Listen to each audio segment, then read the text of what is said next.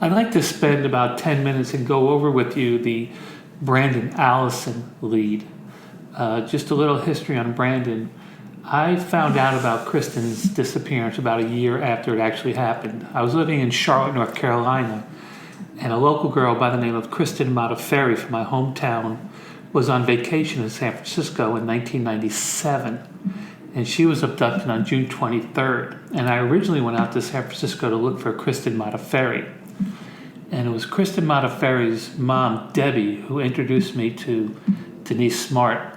And that's how I got involved with Kristen Smart's case. So anyway, Kristen Smart disappeared in May of 96. I came on the scene around November of 1997. And it was in 2001 that I decided to see if I could talk to all the members of the Kappa Chi Fraternity, because when Kristen went to the party that night at 135 Crandall Way, it was heavily populated, heavily attended by members of the Kappa Chi Fraternity. So I thought, let me just try to talk to as many frat people as I can and maybe I'll learn something. It was really a matter of just trying to ask 1,000 people 1,000 questions, and sooner or later something will shake free. So the Kappa Chi house is located at 845 Upham Street in San Luis Obispo. And I got on the phone and I asked to speak to the head guy there, the guy that was in charge of the fraternity. His name was Anthony. And I explained to him who I was, and he had heard about Kristen. And I asked him if I could come over and talk to him about Kristen and talk to some other frat guys. And he actually had a good piece of advice for me. He said, Dennis, not this Sunday, but next Sunday, we have a mandatory meeting, and every single member of the fraternity has to be at this meeting. And so if you come over next Sunday night at 6:30, I'll let you address the entire fraternity. And I thought that was just fabulous. I said, absolutely. I'll be glad to do it. Now, during this time, I'd spent about 4 days in San Luis Obispo. And then 3 days, I'd get on Highway 101 up north to San Francisco, and I would do what I could do for the Modafferi family.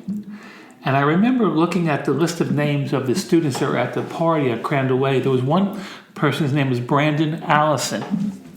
And Brandon, remember, this is 5 years now after Kristen disappeared. He had relocated. He was living up in Salinas, California, which is right up the 101. So as I'm driving up 101, I see California Avenue exit. I said, wow, that's the street that Brandon lives on. So I just pulled over. I took that exit. And all these years later, I still remember it was 710 California Street. His house was very, very simple to find. I remember going up there it was a Sunday evening, right around dinner time. And I knocked on the door, and I got lucky. Brandon was home, and he came out. And he says, may I help you? I said, hi, Brandon. My name is Dennis Mann. I'm a friend of the Smart family, Kristen Smart. And he goes, I remember he cut me off. He just politely goes, you're still looking for that girl?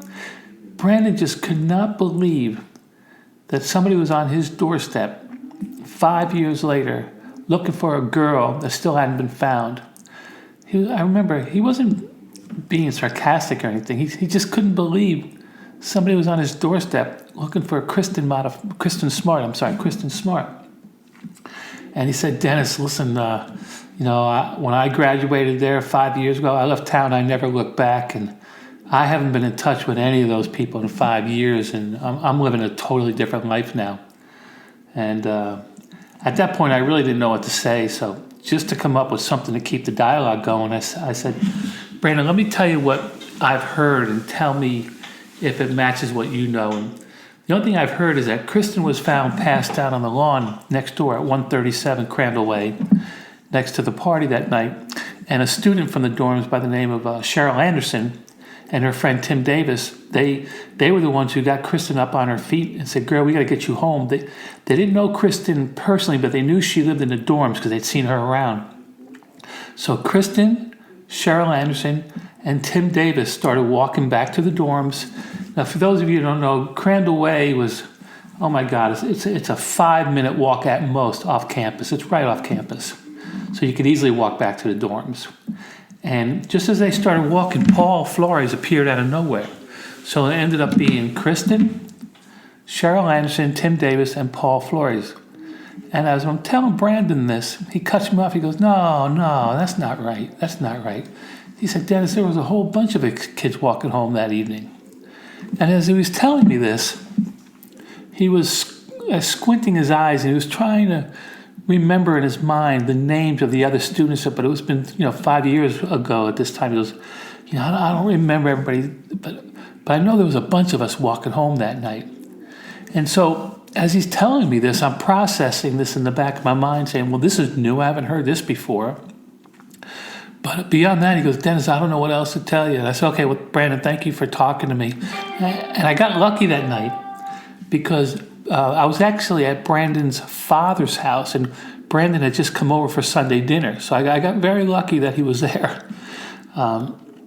So anyway, I get in my car and I go up to San Francisco for the Montefiores, and then Monday or Tuesday of the next week, I return back to San Luis. And as soon as I get back into town, I get on the phone and I call Anthony at the Kappa Chi just to confirm our Sunday date. But he didn't answer the phone, so I left a message, and he didn't return the phone call. So the next night, same thing. I called him, left a message, nothing. The next night, same thing.